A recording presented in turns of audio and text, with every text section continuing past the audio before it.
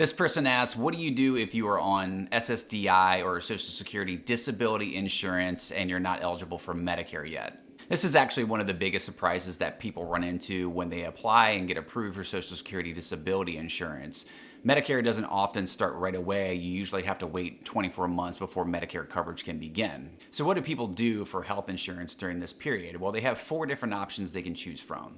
Number 1 is most people who apply for SSDI also qualify for Medicaid based on their income. The second option is if you're married to somebody who is still working full-time and they work for a large company, you can jump onto their insurance as well to help cover the gap of those first 2 years. If neither of those 2 options work, you could then go look for marketplace insurance through your state, sometimes called ACA or Obamacare.